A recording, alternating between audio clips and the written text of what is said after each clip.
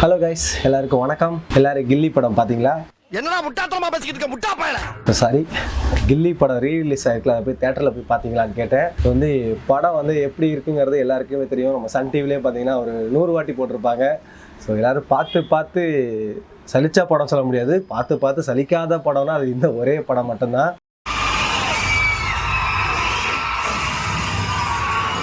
So அந்த அளவுக்கு வந்து நிறைய தடவை நம்ம பார்த்துருப்போம். நம்ம ரெகுலராக காமெடி ஃபைட்டு அது இதுன்னு பார்த்துருப்போம் நிறையா. பட் எவ்வளோ தான் இந்த படத்தை பார்த்தாலும் அந்த தேட்டரில் பார்க்குற எக்ஸ்பீரியன்ஸ் வந்து வேறு லெவலில் இருந்தது. நானும் ரிலீஸ் ஆன ஃபஸ்ட்டு ஷோ போய் பார்த்துருந்தேன். வந்து வேறு லெவல் வைப்புங்க. அதாவது ரீசெண்டாக வந்து விஜய் ஆண்டனி கான்சர்ட்டுக்கு போயிருந்தோம். அங்கே வந்து இப்படி தான் ஒரு வைப் இருந்தது. அது ஒவ்வொரு சாங்குக்குமே வந்து அது அப்படியே க்ரியேட் ஆகிட்டே இருந்தது. அதே அளவுக்கு ஒரு படம் வந்து இந்த அளவுக்கு வந்து வைப்பை க்ரியேட் பண்ணால் கண்டிப்பாக வந்து அது கில்லி படம் மட்டும்தான்.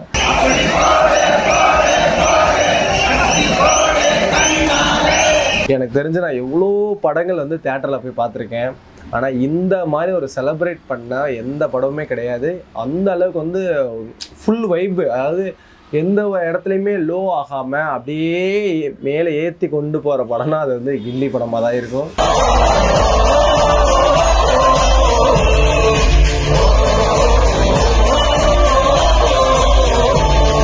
ஏன்னா அந்த அளவுக்கு வந்து இந்த படத்தோட ஸ்பீடு இருக்குங்க. ஸ்டார்டிங்லேருந்து எண்டு வரைக்கும் பார்த்தீங்கன்னா அப்படியே பரன்னு ஹரி படம் பார்த்த மாதிரியே இருக்கும். ஸோ அந்த வைப்பு வந்து குறையாமலே கொண்டு போயிருப்பாங்க படம். உயிருக்கு வந்து பாதியில விட்டுட்டு போற படத்தை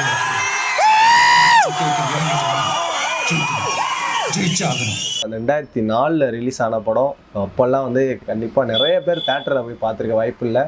அந்த டைமில் பார்த்து வந்து வேறு வைப்பாக இருந்திருக்கும். ஸோ அப்போதைக்கெல்லாம் வைப்பில் என்னன்னே கூட தெரியாமல் இருந்திருக்கும். பட் இப்போ இந்த காலகட்டத்தில் அந்த படத்தை திரும்பி பார்க்கும்போது வந்து வேறு லெவல் வைப்பில் இருக்குது.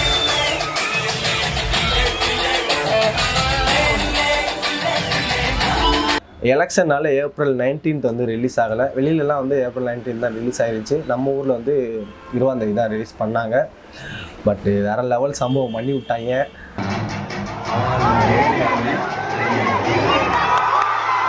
ஒரு தாத்தா வந்து ஒரு பேட்டியில் பேசியிருப்பார், 20 வருஷத்துக்கு அப்புறமும் இந்த படத்துக்கு இவ்வளோ ஆடியன்ஸ் வருவாங்கன்னு நான் எதிர்பார்க்கல, பார்த்தோன்னே என் கண்ணே கலங்கிடுச்சுன்னு சொல்லிட்டு அழுதுருவார்.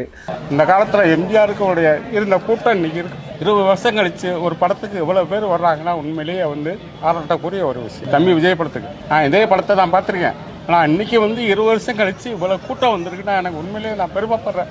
அவனுடைய ஆண்டவன் அவளுக்கு நல்ல ஆயுசை கொடுத்து நல்லபடியாக இருக்கணும். ஏன் அழுவுறீங்க? இல்லைப்பா, அவள் ஃபீலிங்ப்பா.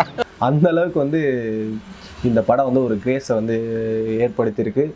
மெயினாக அந்த படத்தில் வந்த சாங் வந்து ரொம்ப அப்போ வந்து ரொம்ப ஃபேமஸ் ஆனது. அப்படி போடு சாங் வந்து ரொம்ப ஹிட்டு, செம்ம ஹிட். நார்த் இந்தியாவிலே இந்த பாட்டு வந்து செம்ம ஹிட்டு. அதர் லாங்குவேஜ்லேயுமே எந்த அளவுக்கு இந்த பாட்டு ஹிட்டுனா, நம்ம சின்ன ஃபோனு, அந்த பொம்மை ஃபோன் ஒன்று யூஸ் பண்ணுவோம் தெரியுமா சின்ன வயசில், அந்த ஃபோன்லேயே வந்து இந்த பாட்டு வரும்.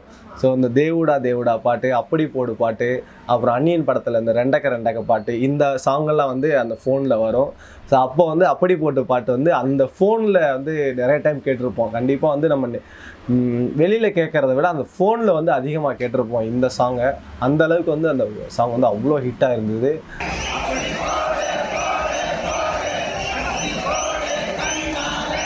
ஆனால் இத்தனை வருஷம் கழிச்சு இந்த சாங் வந்து இன்னமும் வந்து அந்த அதே வைப்பை கொண்டு வந்திருக்கு அப்படின்னா அது முழுக்க வந்து வித்யாசாகர் அவர்களையே சேரும். ஏன்னா அவர் போட்ட ஒவ்வொரு பாட்டும் வந்து இந்த படத்தில் மட்டும் இல்லை, எல்லா படத்துலையுமே அவர் போட்ட பாட்டு எல்லாமே இந்த டைமில் வந்து வைப்பை கிரியேட் பண்ணுற அளவுக்கு இருந்திருக்கு.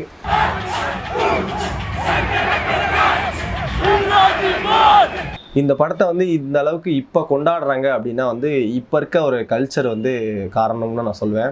ஏன்னா இதுக்கு முன்னாடிலாம் சும்மா படம் பார்ப்பாங்க, செலிப்ரேட் பண்ணுவாங்க, அவ்வளோதான். ஆனால் இப்போ வந்து அப்படி கிடையாது.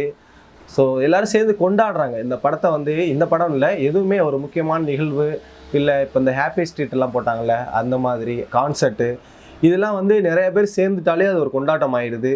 ஸோ அந்த மாதிரி தான் வந்து இந்த படத்தையும் பார்த்தாங்க. ஏன்னா இந்த படத்தில் வர்ற ஒவ்வொரு பஞ்ச் டைலாக்கும் வந்து நம்ம கேட்டு பழகினது. அதே மாதிரி எந்த டைமில் வந்து எந்த மாதிரி டைலாக்ஸ் வரும், சாங்கெல்லாம் வந்து எல்லா லிரிக்ஸுமே எல்லாருக்குமே தெரிஞ்சது தான். ஸோ எல்லாருமே கோரஸாக பாட ஆரம்பிச்சிருவாங்க. ஸோ ஒரு சில கிளிப்ஸ் எல்லாம் பார்த்தீங்கன்னா தெரியும், தேட்டரில் வந்து சவுண்டை வந்து கட் பண்ணிடுவாங்க, ஆனால் இவங்களே வந்து பாட்டு பாட ஆரம்பிச்சிருவாங்க, எல்லாருமே சேர்ந்து பாட ஆரம்பிச்சிருவாங்க.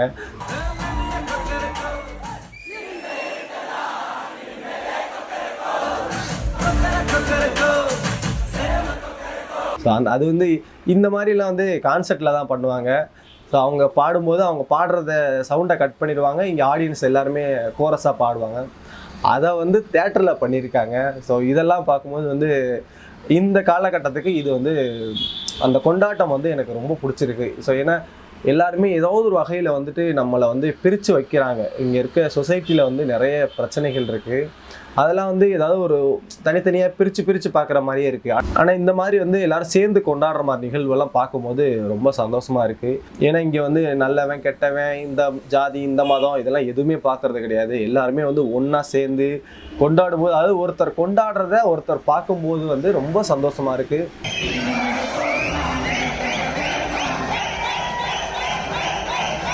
ஆனால் வந்து இந்த படம் ஏன் இந்த அளவுக்கு முக்கியமானதாக பார்க்கப்படுதுன்னா, தலைவரோட அரசியல் என்ட்ரி ஒரு பக்கம். ஸோ இனிமேல் வந்து அவர் நடிக்க மாட்டார், என்ன பண்ண போகிறோம் அப்படின்னு ஒரு நிறைய விஜய் ஃபேன்ஸ் எல்லாம் வந்து ரொம்ப ஏங்கின டைமில், அதே மாதிரி தமிழ் சினிமாவில் பார்த்திங்கன்னா இப்போ வந்து ரீசெண்டாக வந்த எந்த படங்களுமே வந்து சரியாக போகலை. அது ஏன்னு தெரியல. எந்த டெம்ப்ளேட்டில் எப்படி ஒரு ஜேர்னரில் படம் வந்தாலும் கிளிக் ஆக மாட்டேங்குது தமிழ் சினிமாவில். அதர் லாங்குவேஜில் இருந்து வர்ற படங்கள்லாம் வந்து ஓரளவுக்கு நல்லா போயிட்டுருக்கப்போ தமிழ் சினிமா மட்டும் ரொம்ப டவுன் ஆகிட்டுருக்கு. ஸோ இது வந்து யாரை குறை சொல்கிறதுன்னு தெரில, டைரக்டர் சரியில்லையா இல்லை மக்களோட ரசனை வந்து மாறிடுச்சா அதெல்லாம் தெரியல. பட்டு இந்த டைமில், இந்த சரியான டைமில் இந்த படத்தை கொண்டு வந்தது வந்து ரொம்ப நிறைய தேட்டருக்காரங்க வந்து ரொம்ப ஹாப்பி. இதுலேருந்து என்ன தெரியுதுன்னா, தளபதி வந்து இனிமேல் படம் நடிக்கவே வேண்டாம், இதுக்கு முன்னாடி நடித்த ஒவ்வொரு படத்தையும் வருஷத்துக்கு ஒரு படம் ரீரிலீஸ் பண்ணாலே போதும். ஏன்னா அந்தளவுக்கு வந்து ஆடியன்ஸ் வந்து அப்படி கொண்டாடுறாங்க. ஆனால் மற்ற படங்களை கொண்டாடுவாங்களான்னு தெரியல, ஆனால் கில்லி படத்தை வந்து ரொம்ப கொண்டாடி தீர்த்துட்டாங்கன்னே சொல்லலாம். இந்த படத்தில் எல்லாமே கிளிக் ஆகிருக்குங்க. தளபதியோட ஆக்டிங், தளபதி மட்டும் இல்லை, பிரகாஷ்ராஜ், த்ரிஷா, அப்புறம் வந்து விஜயோட அப்பா அம்மா எல்லாருமே வந்து சூப்பராக பண்ணியிருப்பாங்க. அது இல்லாமல் அவங்களோட ஃப்ரெண்ட்ஸ் கேங்கெல்லாம் வந்து சூப்பராக பண்ணியிருப்பாங்க. அது இல்லாமல் இந்த படத்தில் வந்து முக்கியமாக கொண்டாட வேண்டியது வந்து நம்ம வித்யாசாகர் அவர்களை தான். ஏன்னா ஒவ்வொரு பாட்டும் பார்த்தீங்கன்னா நெருப்பு மாதிரி போட்டிருப்பாரு. அது அந்த அஜினர் வில்லு சாங்கெல்லாம் வந்து சொல்லவே தேவையில்லை.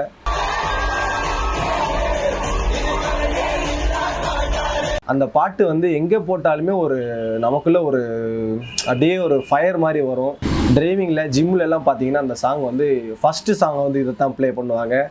ஏன்னா அந்தளவுக்கு வந்து ஒரு எனர்ஜெட்டிக் சாங்காக இருக்கும்.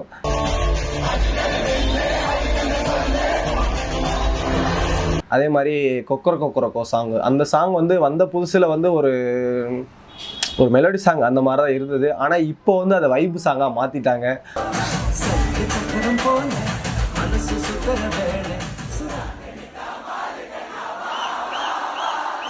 அதில் வர்ற அந்த டியூனெல்லாம் வந்து வேறு லெவலில் வந்து இப்போ செலிப்ரேட் பண்ணுற மாதிரி இருக்குது. அந்த 2004 அந்த டைமில் பார்த்திங்கன்னா அந்த டிடிஎஸ் சரௌண்டிங் வந்து ரொம்ப ஃபேமஸாக இருக்கும். இந்த படத்தை வந்தீங்கன்னா 5.1 சேனல்னு சொல்லிட்டு அப்போ தான் வந்து, ஸோ எனக்கு அதெல்லாம் வந்து புதுசாக இருந்துச்சு. ஸோ அந்த டைமில் வந்த படங்களில் கில்லி, தூள், அதுக்கப்புறம் வந்த அன்னியன், அந்த டைமில் அந்த 2004லேருந்து 2007, 2008 டைமில் வந்த எல்லா படங்களுமே பார்த்தீங்கன்னா மேக்ஸிமம் நான் 5.1 பார்த்துருக்கேன். டிவிடியில் போட்டு 5.1 போட்டு பார்ப்போம். ஸோ அந்த எஃபெக்ட் வந்து இப்போ வந்து தேட்டரில் கிடச்சிது. எனக்கு இந்த படம் பார்க்கும்போது தோணுது அதுதான். அந்த டைமில் இந்த அதே சவுண்டு சூப்பராக வந்து ரீமாஸ்டர் பண்ணி கொடுத்துருந்தாங்க. அது வந்து செம்ம அல்டிமேட்டாக இருந்துச்சு. சினிமோட்டோகிராஃபி எப்படி அந்த படத்தை வந்து எடுத்தாங்கன்னு எனக்கு தெரியல. ஏன்னா எவ்வளோ கட்டு தெரியுமா இருக்குது, ஒவ்வொரு சீனுக்கும் அவ்வளோ கட்டு இருக்குது. நான் வந்து இதுக்கு இப்போ வந்து அந்த ஹரி படங்கள்லாம் பார்த்தீங்கன்னா ஃபாஸ்ட்டாக பரபரன்னு போகும், அதில் வந்து ஸ்பீடு தான் வந்து காட்டியிருப்பாங்க. ஆனால் இந்த படத்தில் ஒவ்வொரு சீனுக்கும் அவ்வளோ கட்டு. முன்னாடியெல்லாம் சினிமா வந்து நம்ம சினிமாவை தான் பார்ப்போம். ஆனால் இப்போ அந்த ஓரளவுக்கு இந்த எடிட்டிங்கு, நம்ம சினிமாட்டோகிராஃபிலாம் ஓரளவுக்கு தெரிஞ்சுக்கிட்ட அப்புறம் ஒவ்வொரு கிளிப்புமே வந்து எப்படி ஷூட் பண்ணியிருக்காங்க இதெல்லாம் பார்க்குற அளவுக்கு ஓரளவுக்கு ஒரு அறிவு வந்துருச்சு. அதனாலேயே நான் தெரியல, அந்த படத்தை பார்த்துக்கிட்டு இருக்கும் போதே வந்து எப்படா இதெல்லாம் எடுத்திருப்பாங்க அப்படின்னு ஒரு பிரமிப்பு எனக்கு இருந்துக்கிட்டே இருந்துச்சு. குறிப்பிட்டு சொல்லணும்னா கிளைமேக்ஸ் ஃபைட், அந்த கபடி சீன் முடிஞ்சதுக்கப்புறம் கிளைமேக்ஸில் வந்து பிரகாஷ்ராஜுக்கும் தளபதிக்கும் ஒரு ஃபைட் சீன் வரும். அதில் வந்து பார்த்தீங்கன்னா தளபதியை ஃபஸ்ட்டு அடித்து போட்டுருவார். அதுக்கப்புறம் தளபதி எழுந்திரிச்சு நிற்பார்ல, அந்த டைமில் பார்த்தீங்கன்னா பின்னாடி இருந்து கேமரா வரும். பின்னாடி இருந்து கேமரா வந்து டாப் ஆங்கிள் போய் ஒரு ரொட்டேட் பண்ணி அப்படியே ஃப்ரண்ட்டில் வந்து பேக் வருவாங்க. ஸோ அது வந்து எப்படி எடுத்திருப்பாங்கிறது எனக்கு வந்து பிரமிப்பாக இருந்தது. இப்போ எப்படி அந்த அளவுக்குலாம் யோசித்து எடுத்திருக்காங்க அப்படின்னு தோணுச்சு. ஏன்னா அந்த டைமில் சினிமோட்டோகிராஃபியை வந்து அப்படி பண்ணியிருக்காங்களே அப்படின்னு தோணுச்சு.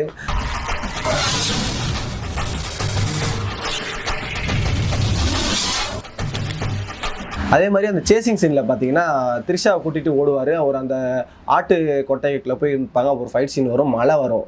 ஸோ அந்த டைமில் வந்து தளபதியை வந்து ஒரு கோடு போட்டுருவாங்க. அந்த அந்த பிளட்டோட வந்து தளபதியோட அந்த கண்ணை காமிப்பாங்க. ஸோ அது அந்த ஃப்ரேம் காட்டும்போது மட்டும் தேட்டரில் வந்து செம்ம கிளாப்ஸ் சவுண்டு. எனக்கு வந்துட்டு தெரிஞ்சுது. ஸோ இந்த ஃப்ரேம் வந்து இந்த டைமில் வரும் அப்படின்னு தெரிஞ்சுது. எனக்கே வந்து செலிப்ரேட் பண்ணணும்னு தோணுச்சு. ஆனால் எனக்கு முன்னாடியே வந்து நிறைய பேர் கெஸ் பண்ணிட்டாங்க இந்த ஃப்ரேம் வரப்போகுது அப்படின்னு. ஸோ இது மாதிரி நிறைய சீன் சொல்லிக்கிட்டே போகலாம். ஏன்னா ஒவ்வொரு சீனும் வந்து ஏதோ தளபதிக்காக செதுக்குன மாதிரியே அந்த படத்தில் வந்து காட்டியிருப்பாங்க.